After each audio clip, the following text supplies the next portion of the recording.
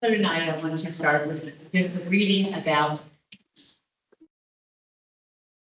Lord, make me an instrument of your peace. Where there is hatred, let me sow love. Where there is injury, pardon. Where there is doubt, faith. Where there is despair, hope. Where there is darkness, light. Where there is sadness, joy. O divine Master, grant that I may not so much seek to be consoled as to console, to be understood as to understand, to be loved as to love. For it is in giving that we receive. It is in pardoning that we are pardoned. And it is in dying that we are born to eternal life. God, please grant us the peace in our lives as we dedicate our lives to caring for others. Amen.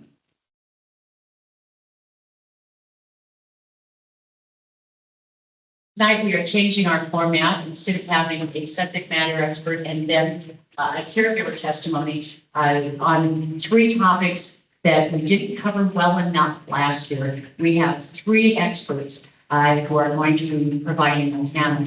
And they're going to come on up here, and I'm going to give them the microphone, and they'll share that. But our 3 people are Nancy Drummond, who many of you already know, but Nancy is a marketplace navigator regarding health insurance. And her topic, she is an expert on many topics, but her topic tonight is Medicare. In case you aren't paying attention, it is Medicare open enrollment time, right? For Medicare D. For Medicare D, okay. And our second person is Lori. I don't know, they're put a point among them, who's first. Our second is I'm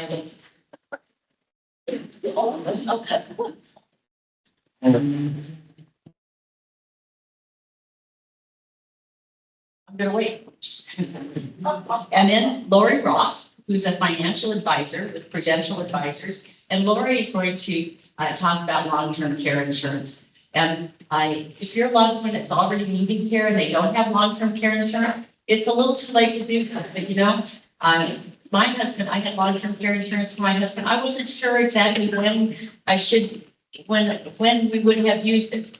And we didn't need it. But I always knew it was there, and I was going to have to call someone and ask exactly how to use it. So I'm glad you're here to explain that. And third is Tim Tarver.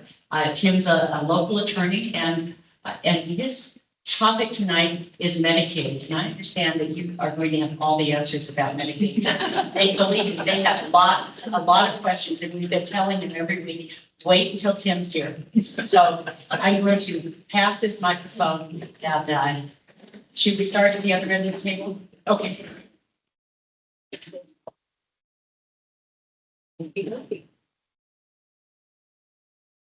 Well, I've seen some familiar faces because people come and see me quite a lot, like yearly.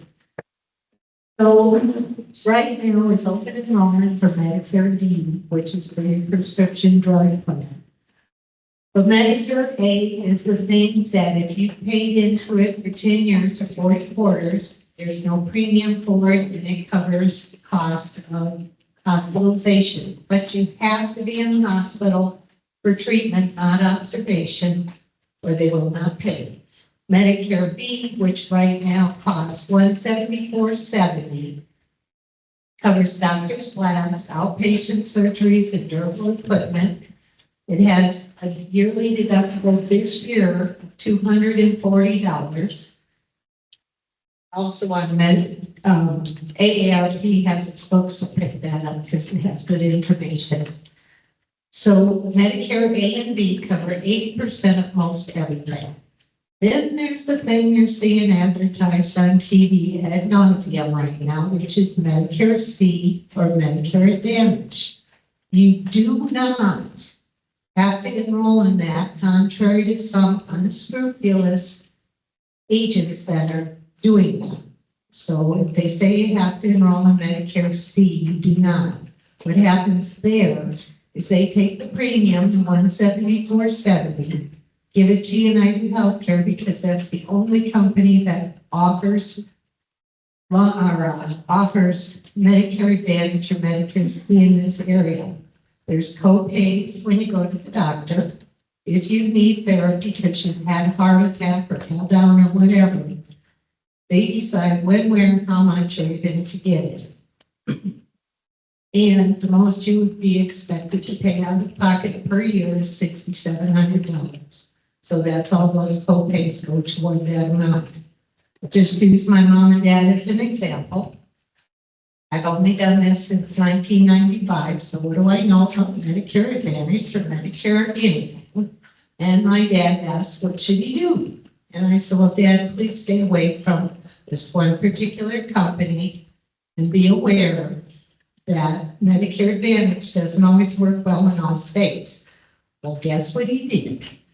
He decided, his daughter's had done this for so many years, didn't know what she was talking about. He enrolled in the Medicare Advantage plan. My mom had a stroke, had to go to a nursing home. They cut off her therapy because they said she didn't need it anymore, which I know she could have because I'm familiar with this. And because she had it at the end of the year, he ended up paying $10,000 out of pocket because part of her stroke care was on 1 year and part of her stroke care was on the other. So that's my experience, so I'm probably more prejudiced than most of it. Then there's a thing called supplemental insurance, which helps pay for what's left over from Medicare A and B. Lori knows about this, and she has some good plans. We recommend the SHIP people and the marketplace people recommend ING because once you pay your yearly deductible of $240, then you pick up what's left over from Medicare. People who enrolled in Medicare before 2019, more likely than not, are on Plan F, which pays everything. The price is going up because they aren't letting any more people enroll in that. So the cost goes with a smaller group of people. So if it's causing you financial hardship, which I've run into a lot of people that it has, call your agent and see if maybe they could switch you to a Plan G. You would just have to pay the yearly deductible, but the money you would save outweighs what the deductible would cost. And then we have Medicare D, which is right now it's open enrollment until December 7th. And if you need appointments to do it, plans run right now this year are running anywhere from 0 premium, depending on your drugs and where you go for your pharmaceuticals, to 100 and more. So if you need an appointment, you can, there's still some openings, not with me, but with a couple of other ladies at the hub. And the number is 672-2240. Or you can grab one of my cards over there and I can help you with that or any other thing. I also do Medicaid enrollment, not expertise, just the enrollment. Yeah. And I also help with marketplace insurance, which is for people who just need insurance, like your kids or your relatives. And that open enrollment starts November 1st until January 31st. Any questions from you? Do you want to wait until the end, Sue? Okay. When they have, you can decide who they. Lauren, Clarence? You expand a little bit on covered under the durable medical. The durable medical would be, I call it anything that's tangible, like wheelchairs, shower chairs, oxygen, things you can see and hold, basically. And if your doctor orders it, you have to have a prescription for it. You just can't go to the store and get it. And then Medicare can help pay for it. Will it also include grants? I'm not sure on that one. I don't think they do. That's where you call it VA. Also, people who have relatives or your caregiver is a vet, you can also qualify for different services in the marketplace or Medicare or Medicaid. So, but Tim will tell you. Thank you. Nancy had a great article in the paper recently about Medicare. A and B and all of this too. So if anybody wanted that, they've seen that right up. That was it up there? Oh, okay. It is really a good article. So what I'm here to talk about today is long-term care insurance, which nobody wants to talk about. Everyone's in denial about. Because when you think about retirement planning, which most people are approaching retirement when they're talking about this sort of thing, the two biggest concerns people have is outliving their savings and medical expenses. And like as Nancy talked about, Medicare typically covers the majority of your medical expenses. But the thing that's kind of looming out there for a lot of us is a long-term care or a chronic illness, Alzheimer's, dementia, all that sort of thing. And how much that can drain what we spent, all our working years trying to put together. So that's kind of what I'm going to talk about tonight is some options there. And basically, it's also a major issue because people are living longer and people are having fewer children. And those children, as Tim and I were sharing, live on opposite ends of the earth sometimes. So they aren't here to help care for you always. And so that's where I think the need for long-term care policies sometimes or coverage is becoming more important too for a lot of us.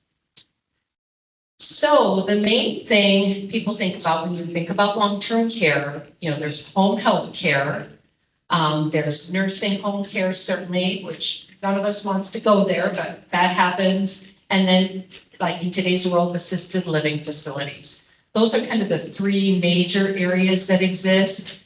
And as time goes on, there'll probably be new, what they call alternate forms of care come available. And I did, by the way, include, if anyone's curious on the cost of those, I do have some worksheets that have the costs of what those forms of care cost in this area that we've kept track of for a number of years. So I'll kind of touch on that. You can pick those up over there at the end as well. So the main way to pay for care is, you can just hope that you avoid the risk, which some of us will. We won't need it. Some people will assume the risk and just have to spend their assets down, and that's what Tim will talk about with Medicaid. And then lastly, you can transfer the risk like we do with our auto or homeowners to an insurance policy. And if you choose to consider that, long-term care policies typically cover all those types of care. They cover nursing home, assisted living, and home health care. Typically, what triggers benefits, to kind of answer Sandy's question, is you need to have assistance doing 2 out of your 6 activities of daily living, which are eating, bathing, toileting, dressing, transferring, or continence, or you have a cognitive impairment like Alzheimer's or dementia. So typically, if one of those 2 things you need and the doctor certifies that you need that, then that would trigger benefits from a policy. And so pardon me? Could you repeat those? Oh, sure. Eating, bathing, toileting, dressing, transferring, or continence. You have to have assistance doing 2 out of the 6 of those. And it has to be expected to last for 90 days, I should also, because if it's a short-term thing, then Medicare typically pays for that. But when it becomes chronic or a longer term, that's where these policies would kick in, because Medicare would generally not pay for that. So it becomes like a pool of money concept. A traditional policy, you decide how much per day you want to buy. So like, for instance, the cost of care here today at Westview or what used to be Shared Manor, those are about $300 to $380 a day. So around $120,000 to $140,000 a year. And then the greenhouse living is more. It's around $164,000 a year. So, if you end up needing years of care, it can definitely drain some assets in that situation. So you decide how much you want to buy initially. And I talk to people about you have other sources of income, whether it's retirement, IRAs, investments, sometimes people have rental income. You don't have to insure the whole thing by any means. You just try to cover some of it typically. There are inflation options, just because we all know things go up. Long-term care is no different. So you can buy compound or simple inflation. It will help your benefit grow with those costs. There's an elimination period. That's the period of time. It's like a deductible with health insurance. It's the period of time you wait before your policy kicks in. So typically I see 90 days because again, Medicare covers around 100 days, hopefully. So then your policy would kick in at the end of that period of time. Typically, when people go on claim, their premiums are then waived. You do not pay premiums anymore, which is really nice. Something that I see is really, really popular now for married couples is something called a shared care benefit. So if you each buy a policy, because no one knows how long you may need it, you can share each other. So if you each buy a 3-year benefit period, one of you could have a 6-year benefit, basically, but that would leave the other spouse without coverage, but at least one of you could have a longer period of time, perhaps. So a lot of my clients I see really like that. And then, so that kind of sums up what a traditional long-term care policy is. And those are just then a growing pool of money over the years until you need it. But if something happens to you and you pass away without needing care, which is what we all hope happens, you know, that money is just gone. It's pure insurance. So a lot of people, they're not as fond with that. So now there are these new hybrid products available. And the one that I see is really, really popular. There's a company called State Life One America that has a second to die life insurance policy with a long-term care rider. And so it tends to be popular for someone that maybe has like a lump sum, maybe somebody has money in CDs or somewhere that they're really not using. So like, for instance, a case comes to mind. I had a client that put like, I think it was around 175,000 into this product. And if they both passed away and never used it, it was going to pay a couple $100,000 to their children in a tax-free death benefit. But if they survived and needed care, it would pay like $4,500 a month for each of them for life. If they needed home health, nursing home, assisted living, that sort of thing. So that's a policy that sometimes appeals to people because they feel if they have that lump sum, they feel like someone will get a benefit, but it helps cover their care if they need it as well. And then there's lots of life insurance companies now have long-term care riders that they add on. That's becoming more popular to try to help for that sort of thing as well. And then the age, a lot of times I get asked, when is an appropriate age to purchase these types of policies? And, you know, younger, it's always less expensive. The older we get, of course, everything costs more because our chances of needing it are higher. So I typically see people 50s and 60s. Seems to be an age when most people are considering it, you know, pretty much going on Medicare is when they're thinking about it. But it really depends on health. You know, if you've had a health event, then a lot of people are prohibited from being able to get through underwriting because they are pretty picky who they will write. So I do encourage people to consider it when they're a little younger and their health is better because it just limits your options. So that's, I think, all I have to say about that right now. Okay, Okay, Tim. thank you. So, so we may be deferring to Nancy for some of the answers on some of these things since she does the application. So she probably has more knowledge about that than I do. You know, the biggest single drain on middle class capital is long-term care. And there's nothing that's close. It's not medical expensive. It's not You know, there is there is no event that is a greater drag on middle class family capital than long-term care.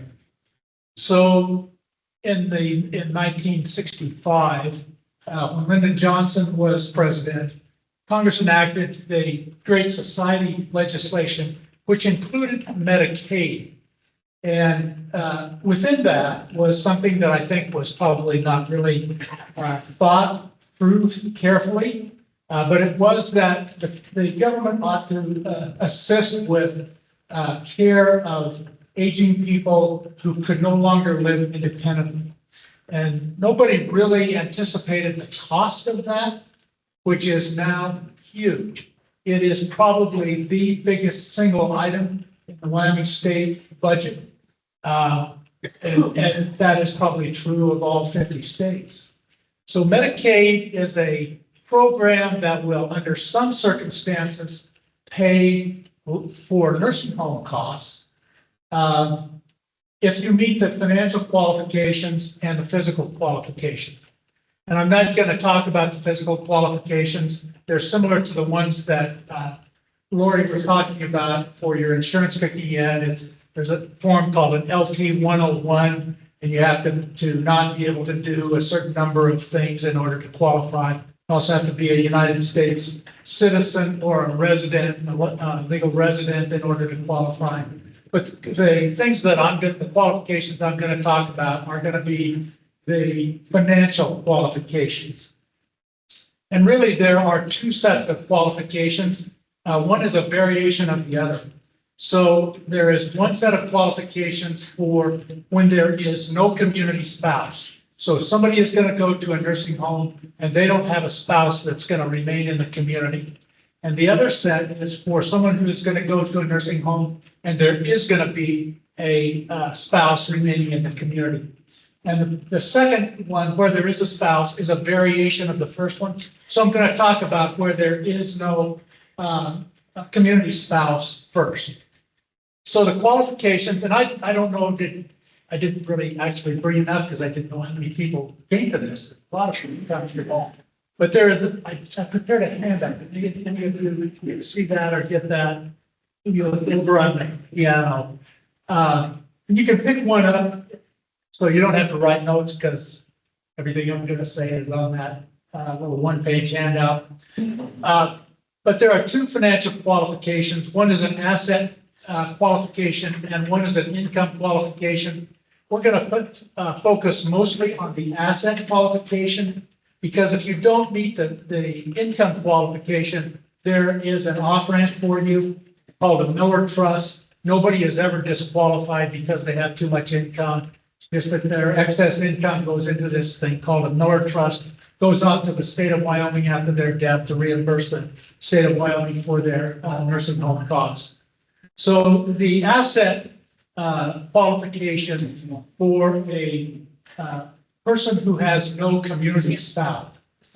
I see people going over to pick them up, making sure that they get one. If you have an extra copy, we will make copies so that anyone who doesn't get a copy tonight will get a copy next week. I can just leave you my copy and you can make as many as you need. So we'll make sure everybody can have a copy next week. Okay. So there is the asset requirement for a person with no community spouse is basically $2,000. You must use your assets down to $2,000 plus exempt assets. So the exempt assets are, you can have a prepaid burial plan of not more than $1,500, cash value life insurance of not more than $1,500, your clothing and personal effects. And here's an interesting one. As long as you certify that you intend to return to your home, you can have a home, you don't have to sell your home in order to qualify. However, on your death, the state of Wyoming will assess a Medicaid recovery lien against your home. Maximum value of the home that you can have is $500,000 plus the COLA. And this year, that means a value of not more than $713,000. The difference, $213,000 difference is the COLA since the $500,000 was initiated. That may seem like a huge out that will allow everybody to keep their home and pass their home on to their children. That is not the case. And for most people, they're not going to want to make that certification because it means that while you're in the nursing home, there's going to be nobody to live in the house, nobody to pay the insurance, nobody to pay the real estate taxes, nobody to pay the utilities. And so it's really, it is not the big hole, the loophole that you might think it is. And very few people will sign that certification when they apply.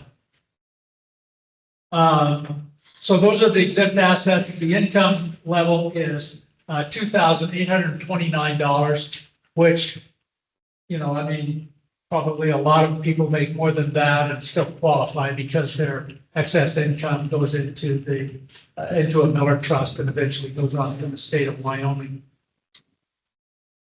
So the variation on that is the when there is a community spouse. And interestingly, this program is called the Spousal Impoverishment provision of the Medicaid Act. And when I talk about it, you'll understand why. Because spouses still sort of live in poverty in this with this program. The asset limit here is, instead of being $2,000, is $154,140. And, you know, there certainly was a time when that was a lot of money. Now with IRAs, and so this is going to probably be somebody's IRA or their savings or, you know, that sort of thing. But it's only $154,000. And so for somebody who is, whose spouse has gone into a nursing home and maybe they're 65 and they have 30 years of life left, boy, they're going to have to really stretch that hard to make it go through the rest of their life. The income limit for a spouse is $3,853. So that's the amount that the spouse gets first from their combined income for living expenses. So their Social Security, their pensions, all of their sources of income, before any money goes to the nursing home from their income, the community spouse gets to keep $3,853.50. The exempt assets are the home worth $500,000 plus the COLA, which is $713,000 this year. One vehicle. So, and there's no value limit on the vehicle. It can be a Porsche, but you get one. And so, you know, when we are faced with somebody about to have a spouse go into a nursing home, we always tell them to do two things if they have assets above the $154,000. Make sure the car is in first class running condition because, you know, cars wear out.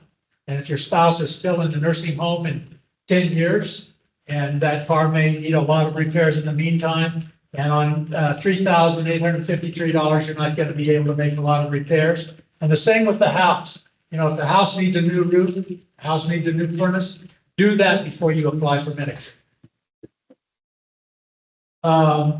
Again, the household furnishings and personal effects with no value limit. The prepaid burial plan of $1,500. And of course, the $154,140, which includes the COLA.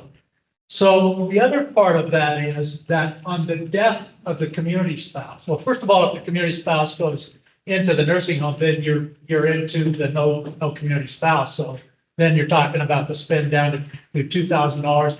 Actually, it's between, if there are two spouses in the nursing home, it's $3,000 for both of them together. But you have to go through the spend down. If the community spouse dies before the nursing home spouse, then the Medicaid is going to be asserted and the state of Wyoming is going to collect the money that they've already paid for the nursing home spouse. If the community spouse outlives the nursing home spouse, the Wyoming state government is prohibited from asserting their Medicaid recovery lien until the death of the community spouse. So the community spouse does get to live there for the rest of their life, but it is eventually not going to remain within the family. It's going to be sold to recover the Medicaid costs. So then there are a couple of other little topics that we need to understand when you're thinking about this. One is about gifting in order to get down to the $2,000, the resource limit. And the other issue is transfers of the home. So Wyoming has what's called a 5-year look back period. If you make gifts within 5 years of the date that you apply for Medicaid, which is not necessarily the date that you go into the nursing home, it's an important date to remember because it is the beginning date for measuring the 5-year look back period, measuring backwards. So from the date of application going back 5 years, if you have made gifts, those gifts you are going to be disqualified from Medicaid until the value of those gifts would have paid your nursing home cost at semi-private rates, which this year I think in Wyoming generally is $8,160. It's not our local number. It's not what we pay locally. It's a statewide average, but I think it's about $8,000. It's between $8,000 and $9,000. Our nursing home costs are significantly higher than that in Sheridan today. But that is the look back period that you need to be aware of. And that comes into play when we're doing planning, when we know that somebody for certain is going to need to go to a nursing home and we begin to do planning. That is a date that we keep in mind. The other thing is the transfers of the home. There are some transfers of the home that will not disqualify an applicant from Medicaid, but that does not mean that the transferee is going to get to keep the home. It just means that they're going to get to live in the home until their death, unless it's been 5 years or more before they apply for Medicaid. So those are transfers to the spouse. So if the husband owns the home, but transfers it to the spouse as he's going into the nursing home, that's not going to disqualify him from Medicaid. It is going to be subject to a Medicaid recovery lien when the wife dies, but it won't disqualify him from receiving Medicaid nursing home benefit. If the house is going to be transferred to a child who is under the age of 21 years old, that's not going to be a disqualifying event. If it's to a child who is blind or disabled, that's not going to disqualify them. Here's one that we are seeing more often just because of cultural change, and that is to a sibling who already has an equity interest in the home and has lived in the home for more than a year. So we are seeing that now. Sisters or brothers moving in with a sibling into a home that they may have inherited from their parents and living together, and one of them having to go to a nursing home at some point in time and transferring their interest in the home to the one who's going to remain there. That's becoming more and more common. And to a child of the applicant who has lived in the home for more than 2 years under circumstances which allow the applicant to remain out of a nursing home. That one is a little bit tricky because you have to be able to document that them living there enabled the parent to live outside of the nursing home for 2 years. That usually comes with medical records. Sometimes it's done with affidavits from neighbors.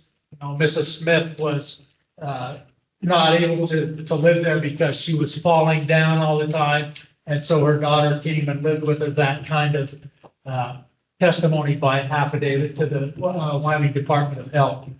But in all of those circumstances, the transfer is not a permanent transfer. It's a transfer subject to a Medicaid recovery.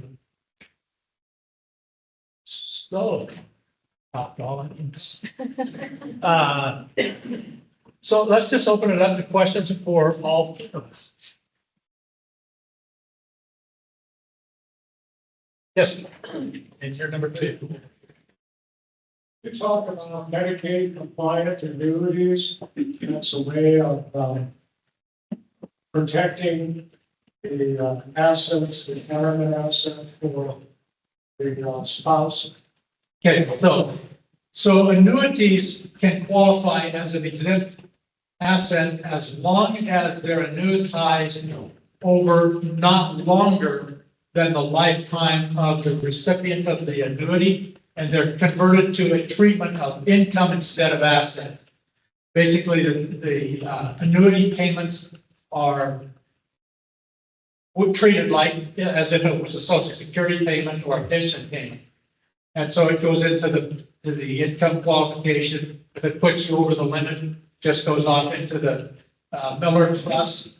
If there is anything left at the end of the annuity, it goes to the state of Wyoming. So that, and it is a valuable planning technique. For example, we were talking about the $154,100 that the community spouse can retain. You know, sometimes it is a wise idea, particularly if the community spouse has significant Social Security payments, to supplement that by converting that $154,100 into an annuity that will guarantee his or her lifetime income. Because those annuities can be tied to inflation. I mean, that can be a very helpful planning technique when we know that somebody is going to go to a nursing home, has some cash, and there's going to be a community spouse. Is that what you were thinking about? Is that the kind of annuity you were thinking about? Yeah. This lady is next, and then you're number three. Yes. This $3,853 of joint income, how do you define joint income? I'm a federal retiree. My retirement is in my name. It's both spouses' names. It has to be in both spouses' names. It can be, it's in either spouse's names. Maybe I should have said it that way. It's both spouses' Social Security, both spouses' pensions, both spouses' investment income, all of both spouses' sources of income are grossed up. The community spouse gets the first $3,853, and the rest of it goes to the nursing home.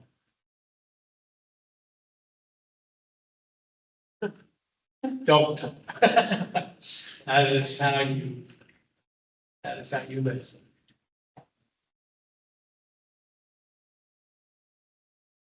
So I guess you avoid carefully.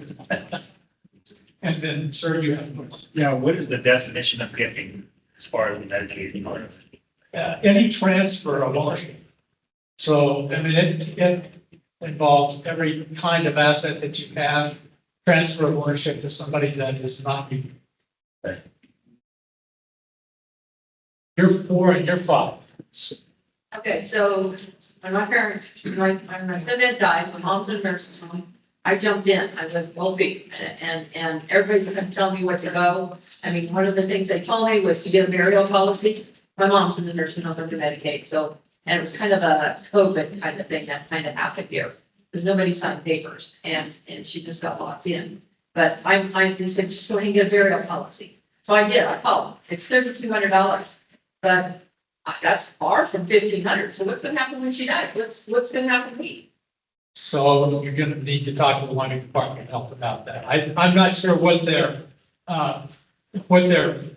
applying that. You know, there's the law that's written and there's the laws that is applied. The $1,500 has never been tied to a COLA. And I think that, you know, everybody that sees this wonders why, because burial costs now are not the same as they were in 1990.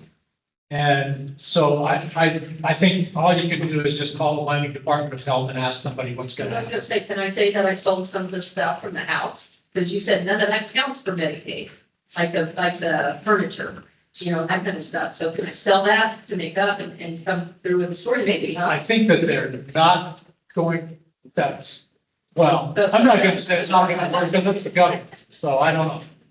Okay, thank you. Yeah. Yes, ma'am. So when she was talking about gifting, still know how the government was gifting, is there a limit each year that you can, like, if you have 10 grandchildren, you can gift each of them 10,000? Okay, so we're talking about a whole different issue there. We're talking about gift tax exclusion. So if you're concerned about using your gift tax exemption, which this year is $6,500,000. You get, in addition to that one lifetime exemption, you get to every year make a gift to as many people as you want to. And this year, I think it's $18,000. Next year, it's 19. Is it 18? Yeah, next year, it's going to be $19,000. And if you do that, you don't have to file a gift tax return. But it does not exempt you from, I mean, those are going to be treated for gifts for this purpose. If you make a $19,000 gift that is exempt from gift tax, it's still going to have to be reported if it's within 5 years of the date that you apply for Medicaid. Yes, Nelson. Did it used to be a 7-year look back? Yeah, I don't know that it's ever been a 7-year look back in Wyoming. In Florida, I think it is a 7-year look back. Anybody been in Florida? North Dakota is 7 years. So states can go above the federal minimum, but they can't go below the federal minimum. So the federal minimum is 5. And, you know, I think anybody that predicts political wins is foolish, but with that in mind, I would say I don't really see the state of Wyoming. I know that the state of Wyoming has pushed Congress to increase it nationwide, but would they do that on an individual state basis? I don't know. I think that would be a heavy lift. Anybody else? Do you have any loopholes that you could share with us?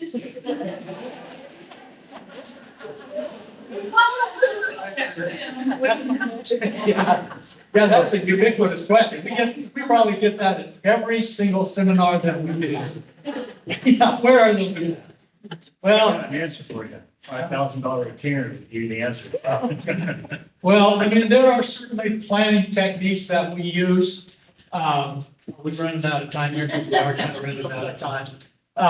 You know, there are a couple of things that we do.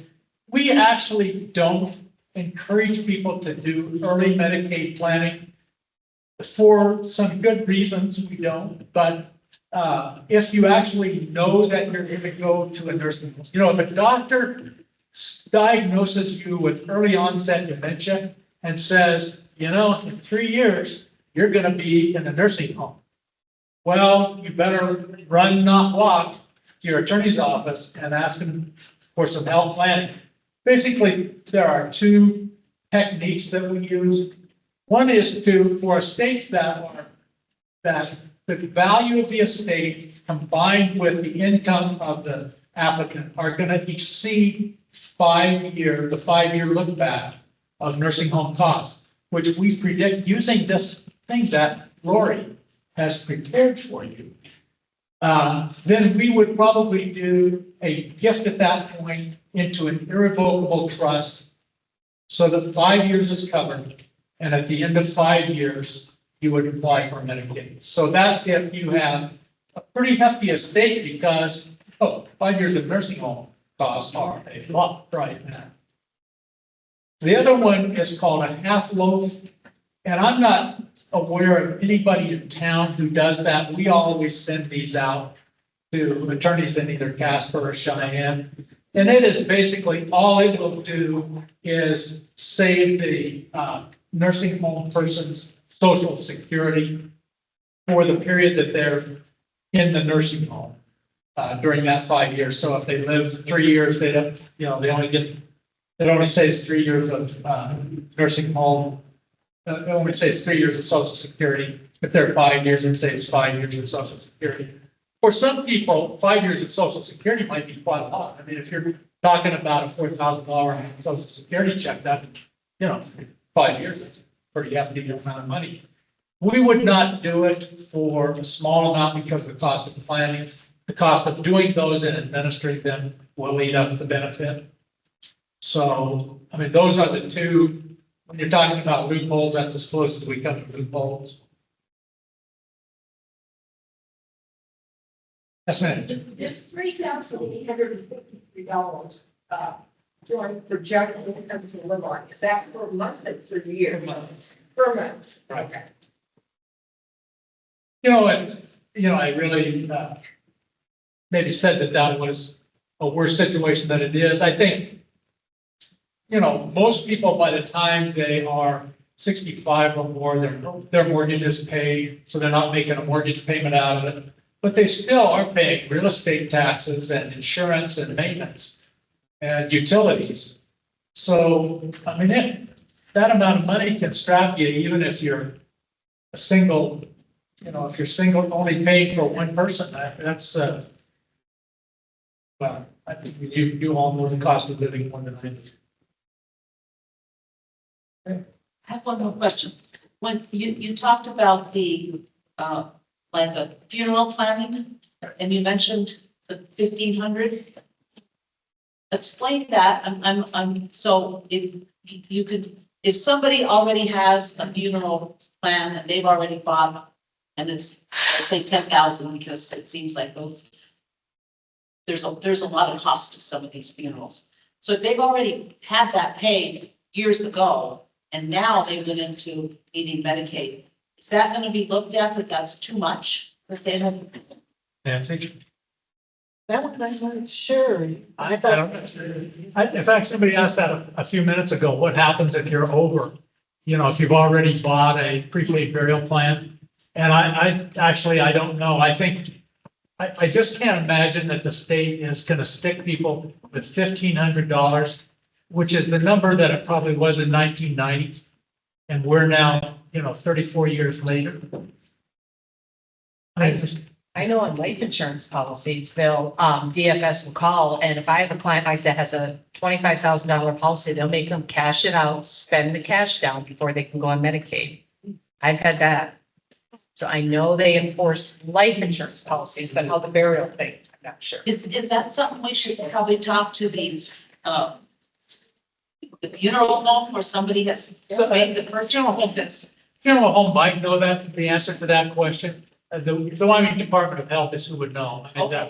all right. That's the people who actually see things.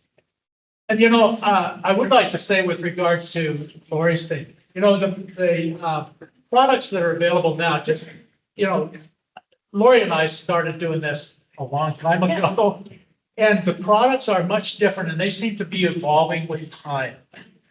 Isn't there one that will actually pay for, like somebody to come to your home to help you, that you can tap into the cash value for home health care? Oh, for life insurance policies, yeah. Right. You can buy riders on life insurance, yes. Right. Mhm. So, I mean, there are products that you might want to consider that would be available to you, even if you didn't go to a nursing home. I think that our society generally, think about before 1965, if somebody had an aging parent who couldn't live independently, they moved in with their kids. And so we are not doing that really, at least not in the format that we did in 1960, before 1965, but we are doing sort of a variation of that, which is, we now have the hub here, which provides home health care and Meals on Wheels and the transportation service and the day break service. And that is all designed to keep people out of the nursing home. So when that's available, things like these products that Lori was just talking about become much more viable economically. If you're paying somebody to come in and help mom or dad take a shower or to get up and get dressed, that's going to be a lot less than $124,000 a year. So that's the way I think that our society is really moving. It's toward keeping these people in their home. Sometimes people do move in with their children, or their children move in with them. And I would say this, we're almost out of time. I would say this, that needs to be fair. And fair means that if you have 3 children and one of them goes home to take care of mom, or mom goes to live with one of them, they don't all get treated the same in the end. Or that one is compensated while she or he is doing the caretaking. We're getting kind of to a place where we have to rethink that. And while there may be one child that is more capable or willing to, it's not necessarily easier for that child. I think that anybody who has taken care of somebody who is disabled will tell you it is hard work. So, yeah, like, so. I think one other question, and it's because I heard a comment earlier, if a parent, for instance, qualifies under Medicaid to go into nursing care, but a child is willing and able to care for them at home, can they receive the pay if they are not working in order to care for the parent? Can they be paid instead of paying a nursing home? So, they can be paid from their parents' funds. So that gets into what we call a personal care agreement. That's the jargon that's used in this industry. If you're going to have your child come live with you and take care of you, or you're going to live with your child and they're going to take care of you, you can enter into what's called a personal care agreement, under which they agree to provide specific services for you in exchange for a reasonable payment. And I mean, that's kind of the key, that the Wyoming Department of Health will approve it if it's reasonable on all sides, if the services are reasonable, and if the payment for the services is reasonable, they'll say, sure, we'll do that, because it keeps you off of the Medicaid list, right? So that is something that they pretty much encourage. They really would like to see people stay at home. And if you can do that with a personal care agreement and you're reasonable about it, they will do that. And that's not considered again. That is not considered a gift. That's earned income. You have to, however, treat it as income and pay income tax on it. Yes. We are at 7:30. Okay. So. Okay, may we have a round of applause?